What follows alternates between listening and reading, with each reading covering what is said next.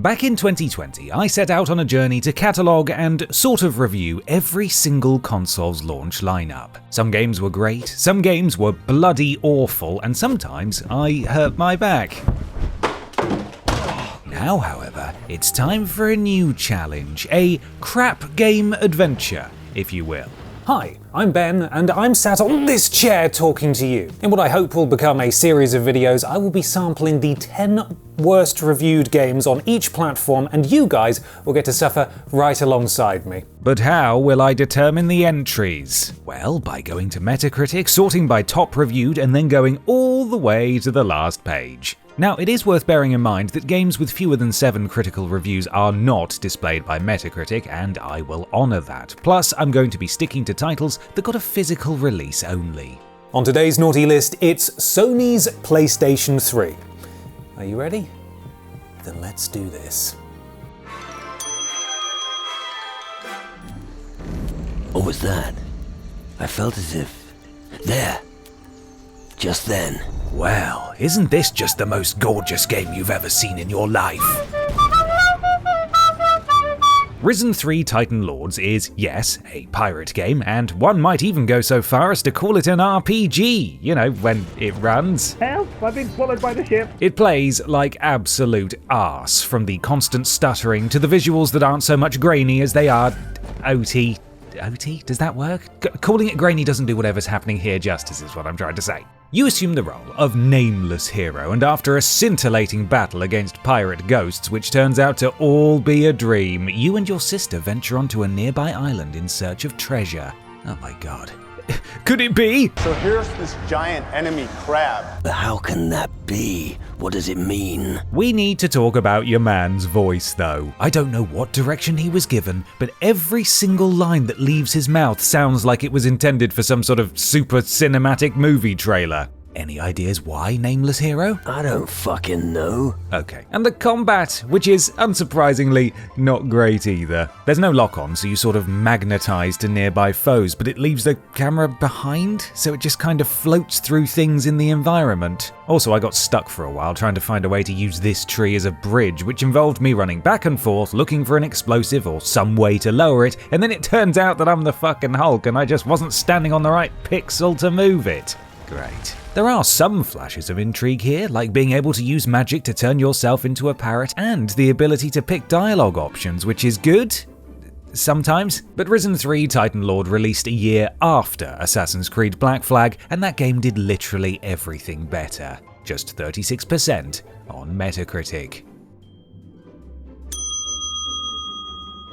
Taking place in 1969 Vietnam, the US Army are doing naughty experiments, namely involving the creation of a nasty little virus known only as White Knight. You see, the cargo plane carrying it was shot down over the jungles of Cambodia, and it's a zombie game. It's a zombie game, everyone. It doesn't start that way, though, with your brother, Cal, seemingly the unwilling patient zero for the disease. He escapes confinement, and it's up to you to try and capture him, which naturally involves shooting your way through ugly environments with your oorah buddies. For whatever reason, running in this game feels like you're riding a horse, which is nauseating in and of itself, but then it's also ugly as sin and so bloody dark most of the time that you can't actually make out where things even are. Even when it's daytime, it's somehow dark. Now, I understand this might have been an intentional tactic to hide some of the more horrid-looking citizens of this game's world, but when you're trying to scare the player with a horror audio sting but it takes ages to actually happen, then it's not working, is it?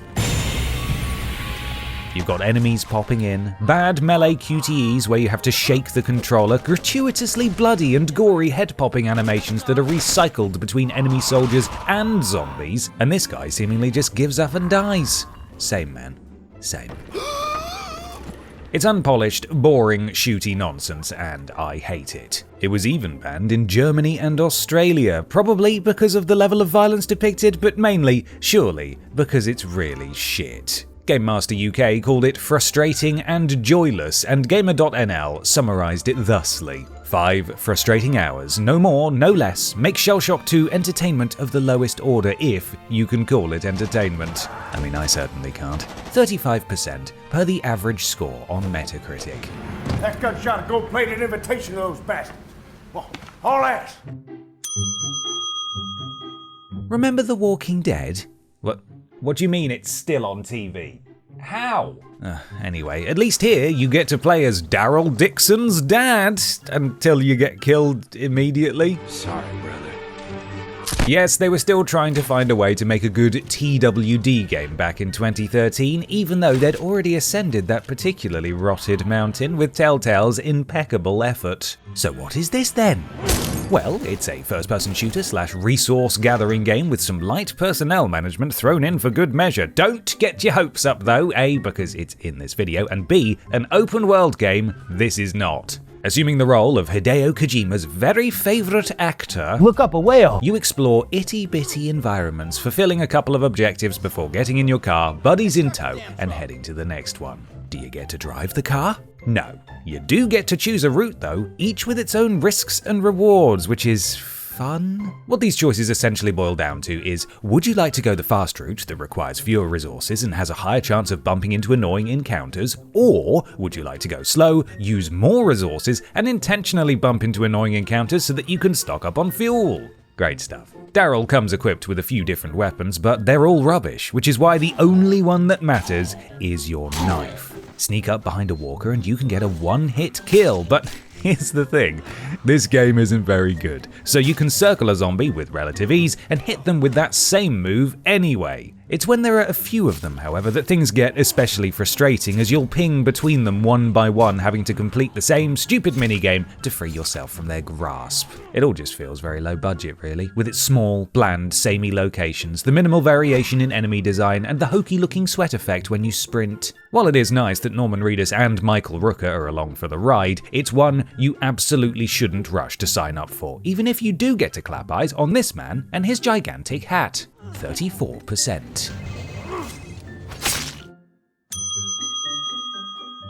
Say the line, Bart! I was texted yesterday and said that statue they pass in the park is of the robot Gundam. So there we are, I've said it. Here's one I've actually covered before, as Mobile Suit Gundam, Gundam. Crossfire, or Mobile Suit Gundam Target in Sight, holds the semi-illustrious honour of being one of the PS3's launch titles. Now, I can't pretend to be an expert on anything Gundam. I know it's about giant bloody robots beating the piss out of each other, and seemingly there are two sides to the conflict, a conflict that, by virtue of me having to pick a side, will surely end in my enemy's favour.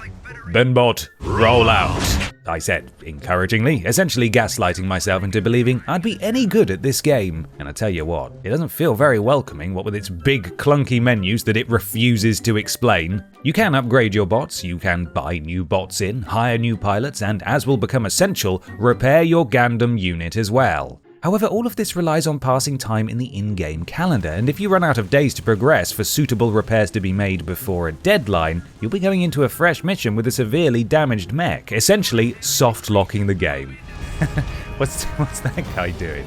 Oh god! How does it play then? Well, as has become a trend in this video thus far, it's ugly, it's slow, and it's boring. There is a lock-on feature, but without upgrades and additional mechs on your side, you're quickly outnumbered by the sheer amount of baddies thrown your way, clumsily swinging your laser sword in one robot's direction as four more pummel you with cannons. You can use your own cannons, of course, but the same principle applies. Another major point against this game is it simply doesn't teach you how to play, so you have to try and work it out for yourself. Is it possible to refill your ammo in battle? Yes. Does it tell you how? Does it fuck? Eventually I did get to pilot this amazing tank thing that let me fly so high in the sky like a big metal angel, but that's quite enough for me, thanks. You can keep your big empty battlefields to yourself. 33% on Metacritic. The enemy assault has stopped. They're retreating.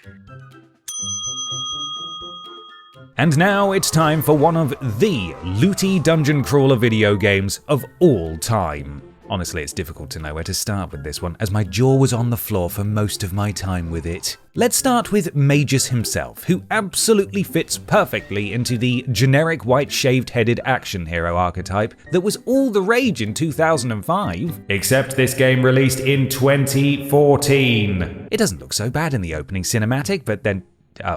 Alright, yeah, that makes a bit more sense. We begin inside a jail cell, and it's quickly revealed that we're some sort of god in human form, capable of wielding 3 types of magic. Green, blue, get this, red. Amazing. While there are dialogue options to pick, your protagonist isn't voiced. Those you do talk to are wide-eyed and unemotive, and your only speech options are to react with sheer ambivalence or the concentrated spirit of an internet edgelord dickhead. But I mean, just look at this UI. Look at the dialogue boxes, the menus. It's not so much that it feels low budget, it feels placeholder, unfinished even. Okay, so it doesn't look good, but maybe it sounds good?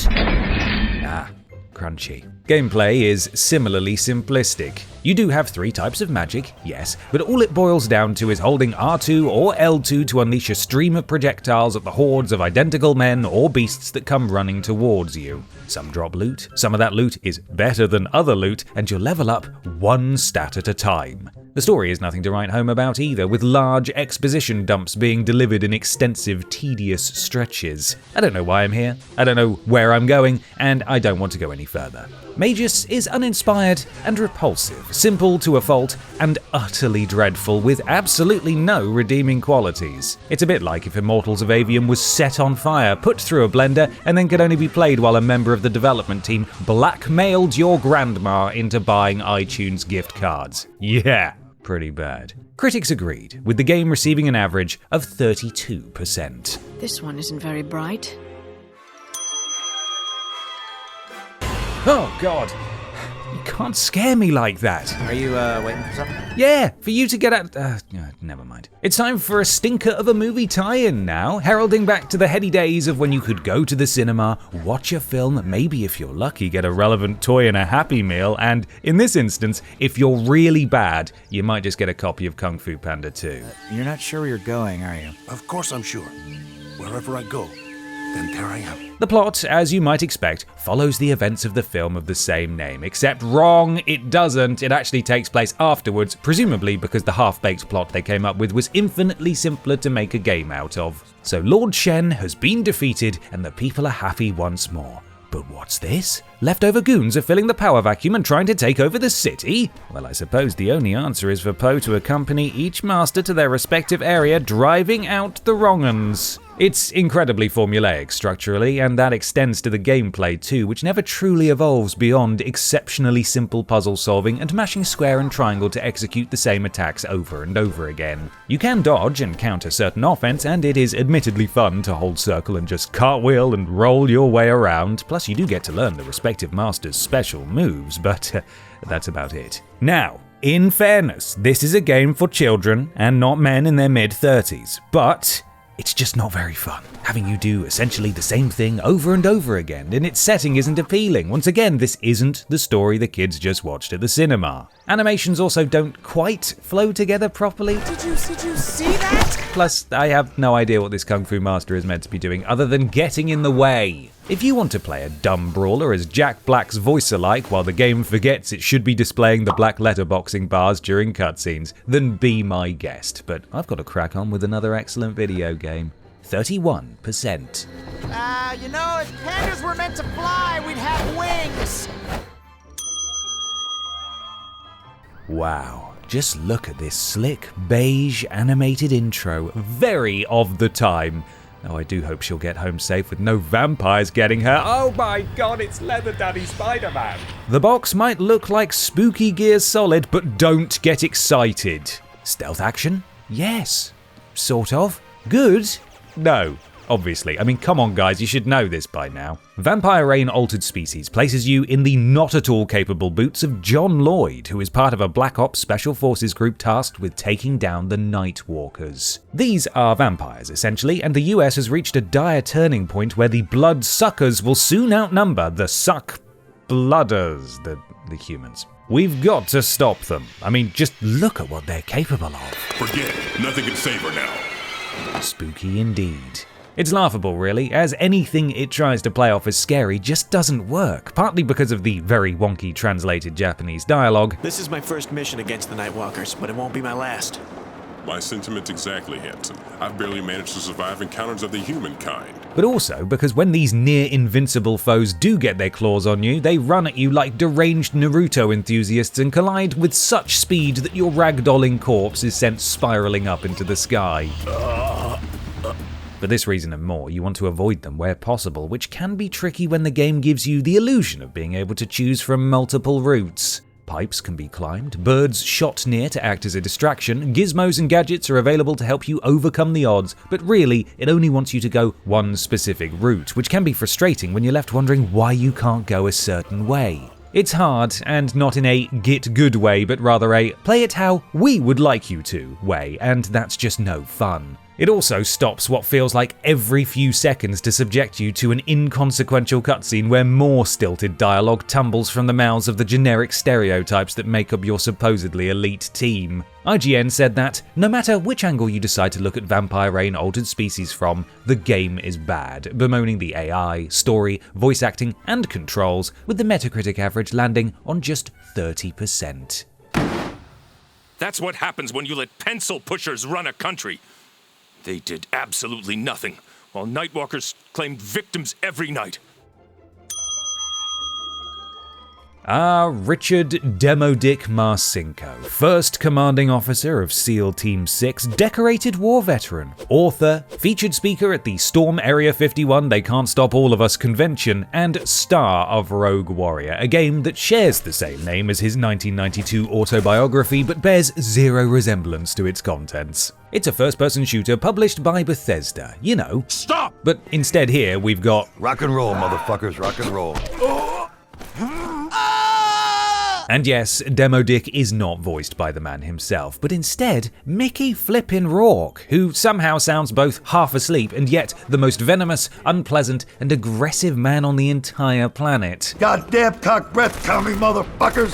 It's Mickey's voice acting alone that makes this worth a play because good lord, the game is terrible. Dick is sent to North Korea to investigate some ballistic missile technology, or something. Honestly, it doesn't matter, and you won't remember what happened once you finished it, assuming you do. I mean, it's only about 2 hours long if you fancy getting yourselves on the speedrun leaderboards. Now, we've had a few shooters here today, and this is right up there with them as bearing all of the same horrible hallmarks. Floaty controls, stupid enemy AI, frustrating checkpoints and objectives. It even mocks you for choosing easy because it's edgy and really cool. Similar to Walking Dead Survival Instinct, it's actually much easier to make use of the instant knife kill rather than shoot, which then transforms the game into a test of trotting from person to person, getting shot half to death, and triggering the knife animation. I don't like how he stares at them. If you don't experience the game for yourself, however, then I am thrilled to be able to share with you a snippet of the end credits for which Rogue Warrior quickly became famous. You see, it takes all of Mickey's best lines and turns them into the Rogue Warrior rap, complete with scatting from the man himself, courtesy of the barks for when he takes damage. Fucking commies keep getting in my way. No surprise, motherfuckers. Happy fucking birthday. That's right, Natty, now you sweet piece of shit. Enjoy the ride, cocksucker. Have a nice trip.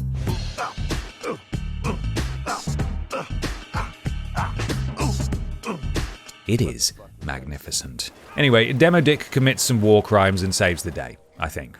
27% on Metacritic. Check the bodies. That asshole's still twitching.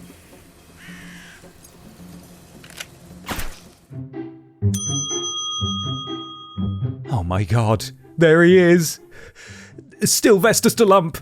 That is a likeness, I suppose. Rambo the video game is an arcade-style rail shooter where you blast your way through the initial trilogy of movies using either the Move controller or, if you likely don't own one of those, the right analog stick of your controller. I do own a Move controller, but it's in a box in the loft and birds have recently found their way in and there's bird shit everywhere, so yeah, I struggled my way through this experience on a regular controller. As Rambo moves himself through the game, you'll take cover, shoot the bad guys, and utilize an active reload system similar to the one found in Gears of War. Problem is, dun dun dun dun, it's shit. The aiming reticule on controller tends to stay in the same place it was in your previous firefight rather than resetting to the center of your screen, so while you desperately fend off a near constant assault, you're wasting valuable seconds dragging the cursor to the correct spot. Similarly, cover has to be pointed at with the left stick to use, and without fail, there'll be a number of enemies who can still shoot you regardless. Kill enough men and you can enter Wrath mode, where time slows down, the enemies glow for easy identification,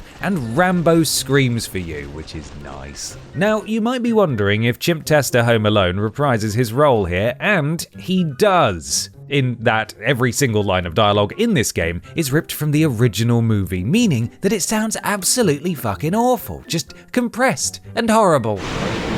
Huh? What did he say? This extends to the visuals as well, which, while not ripped from the early to mid-80s, look weirdly stylized, although I'm not entirely sure which style they were going for. When you finish a mission, you get this. Mission accomplished. Far too breathy, but thank you, Rambo. And in the missions where Rambo isn't meant to be killing everyone, you get to do QTEs, like here where he pushes police officers over desks repeatedly. It's a big, cheap set-piece-a-thon that feels like it was intended for an arcade unit that nobody wanted to put down the money for. Would it be better on the Move controller? Probably. But it wasn't enough to save this game from a dismal review average of 23%. Make like a statue, son, or I'll blast your head clean off! I didn't do anything! And here we have it, everyone. The worst game on the PlayStation 3, according to the reviews available on Metacritic. Look what I found. I gave one just like it to my mother. Yeah, I set it to vibrate and everything. After that, she was so happy. She demanded I call more often. This is Leisure Suit Larry box office bust, and it is well deserving of its place atop this stinking pile of bad video games. Going to work for his uncle at his porn movie studio, like you do, you control Larry Lovage, a loser who is not very likable. And oh my god, why do they look like that? Just hideous, bug-eyed aliens. Oh! Anyway, the studio lot acts as a de facto sandbox for Larry, with collectibles, NPCs, and missions to undertake. These missions, the story, and the humour in its entirety can best be described as puerile, with lots of sex puns, but absolutely no sexiness to be found anywhere, if indeed that's what you might hope to get out of such a game. My cock ring costs more than your car. Do you have a car? I don't have a car. You don't have a car. Why are you still in my office?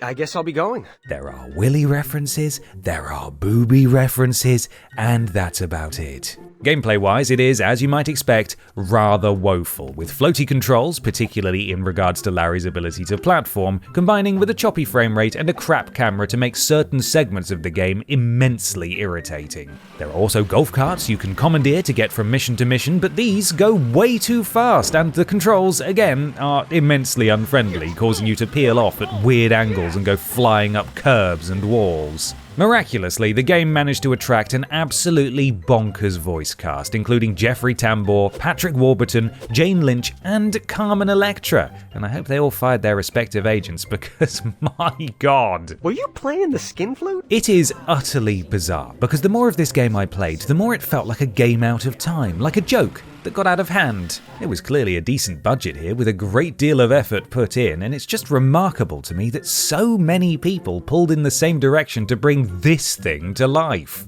Just promise me one thing, yeah? Do not buy Grandma a copy of this game.